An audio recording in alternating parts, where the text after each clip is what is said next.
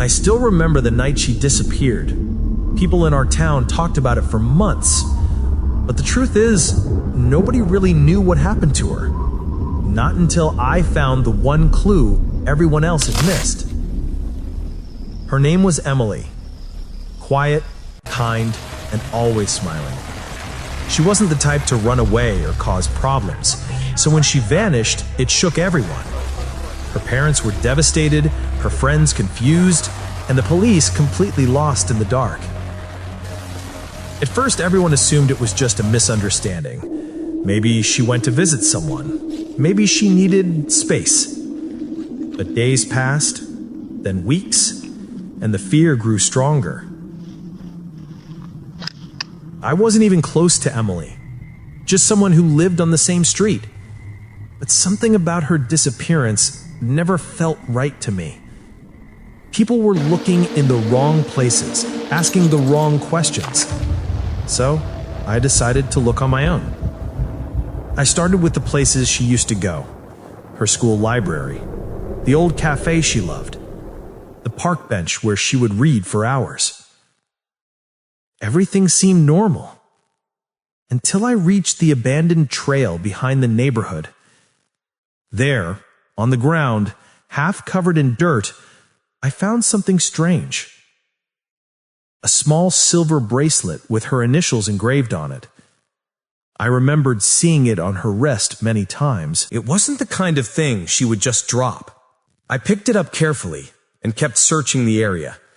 That's when I noticed footprints. Not one set, but two. One seemed like hers, the other belonged to someone bigger. The deeper I looked, the more I felt like I wasn't supposed to be there.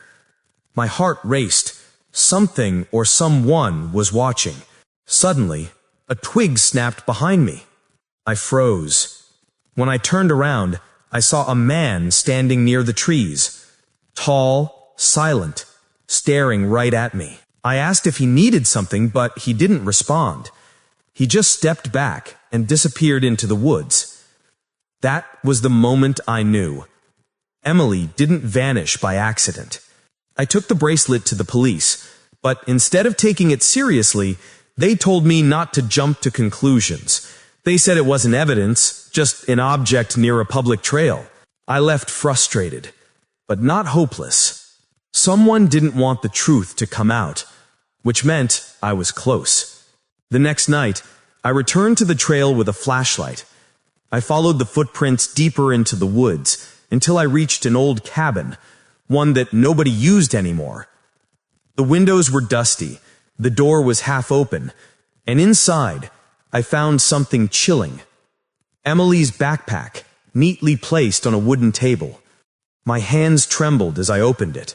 Her notebook, her wallet, her favorite pen, everything, untouched, as if someone left it there on purpose.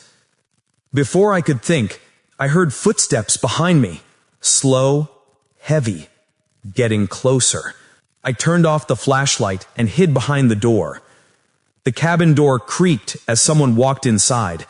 I held my breath, praying they wouldn't find me.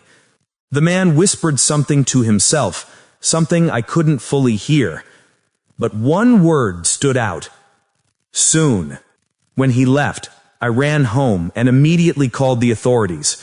This time, with the backpack as proof, they finally listened. The police searched the cabin and discovered the truth.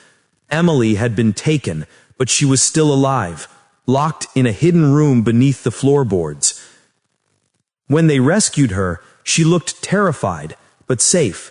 She told them she had been kept there by someone she trusted, a family friend who had become obsessed with her. And the man I saw in the woods, it was him. He was arrested that same night. Emily survived, but she still refuses to talk about the things she heard and saw in that cabin. As for me, sometimes I think about the moment I found her bracelet in the dirt. If I had walked past without noticing it, she might still be missing today. And the scariest part? The man had been watching me since the beginning, waiting for the chance to stop me. But he never got it. But even after the rescue, something didn't feel right. Emily was safe, yes, but she wasn't the same.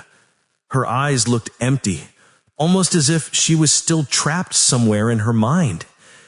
The police questioned her for hours, but all she kept saying was, "I don't remember. I don't remember."